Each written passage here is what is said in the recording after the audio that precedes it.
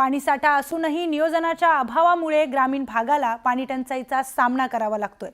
छत्रपती संभाजीनगर शहराची अवस्था धरण उशाला आणि कोरड घशाला अशी झाली आहे। संभाजीनगरमध्ये पाणी टंचाईच्या झळा।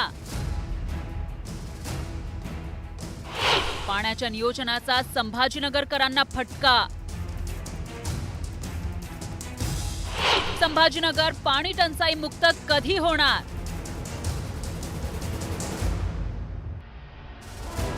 दरवर्षीप्रमाणे यंदाही छत्रपती संभाजीनगरमध्ये भीषण पाणी टंचाईचा सामना करावा लागतोय।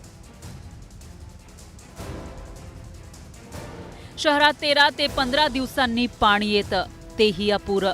त्यामुळे पाणी विकत घ्यावं लागतंय। अशात मोठा आर्थिक फटका बसत असल्याचं संभाजीनगरकर म्हणतायत।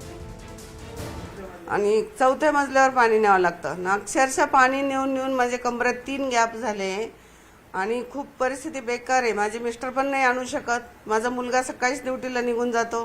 पाण्याशिवाय तर काहीच गत्यंतर नाही। सगळं मग सुविधा मला एकटीलाच करावं लागते।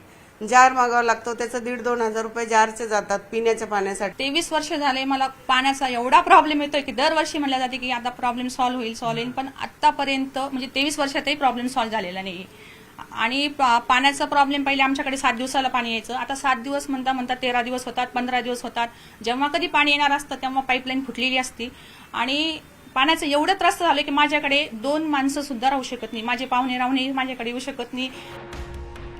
मराठवाड्यात जायकवाडी धरण आहे, तरीही नियोजनाच्या अभावामुळे धरण उशाला आणि कोरड घशाला अशी अवस्था आहे। आता संभाजीनगरचा पाणी प्रश्न कायमचा सोडवण्यासाठी सरकारकडून योजना हाती घेण्यात आली आहे।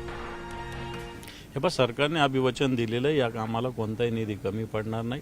त्याच्यासाठी इथले जे सत्ताधारी पक्षाचे लोक प्रयत्न करतात, आम्ही प्रयत्न करू। कारण या शहराचा मुद्दा याच्यात पक्ष वगैरे हा विषय नंतरचा असं मला तरी वाटतं। या शहराला पाणी मिळालं पाहिजे, यासाठी सगळ्यांनी एकत्रित होऊन आणि मी मुख्यमंत्री साहेबांशी सुद्धा बोललेलो आहे, कमिशनर साहेबांशी संपर्कात असतो। मला असं वाटतं निधी या पाण्याच्या योजनेला कोणताही कमी पडणार नाही।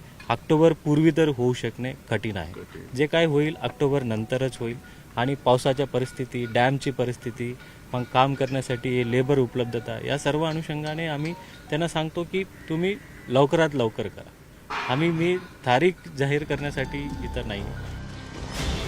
छत्रपती संभाजीनगरसह मराठवाड्यातील सर्वच जिल्ह्यांमध्ये पाणी टंचाई 5वीला पोहोचलेली आहे। अनेक सरकारं आली, शेकडो कोटींच्या योजना जाहीर केल्या, पण या योजनांचे फक्त कागदी घोडे नाचवत मलिदा लाटण्यात आला।